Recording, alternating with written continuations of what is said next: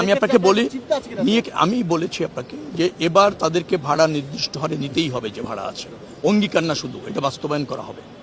তারা যেটা বলেছে, একটা দাবি আমাদের কাছে করেছে যে বাসটা যখন খালি আসতে চায় বা আসতে হয়, তাদেরকে সেতু যখন ক্রস করতে হয় টোলটা ফ্রি করে দেওয়া যায় কিনা, এতটুকু দাবি তাদের আছে।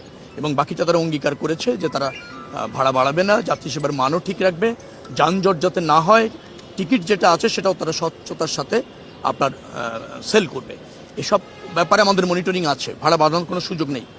আমি নিশ্চিত ইনশাল্লাহ যে প্রস্তুতি নেওয়া হয়েছে, আশা করছি যে একটা স্বস্তি এবং আরামদায়ক ঈদযাত্রা হবে ইনশাল্লাহ। যেটা প্রতিবন্ধকতার কথা বলেছি, 1.5 কোটি মানুষ 2 দিনের মধ্যে ঢাকা শহর ছাড়তে চায়, যে কোনো যানবাহনে উঠে যেতে চায়। এই প্রবণতা 50 জন যাত্রী এক হয়ে গার্মেন্টসের ছুটি হয়েছে, তারা একটা ফিটনেস নাই এরকম একটা পিকআপে উঠে যাত্রা শুরু করেছে, মাঝখানে কি বিকল হচ্ছে।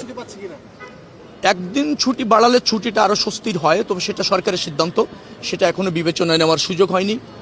পরিস্থিতি অনুসারে আগামীতে হয়তো সেই সিদ্ধান্ত যাত্রা নিতে পারে। না, সেটা এখনো সময় আছে, এখনো আমাদের প্রাক প্রস্তুতিগুলি চলছে যে আমরা কিভাবে ফাংশন করব এবং করাবো এবং মাঠে থাকবো।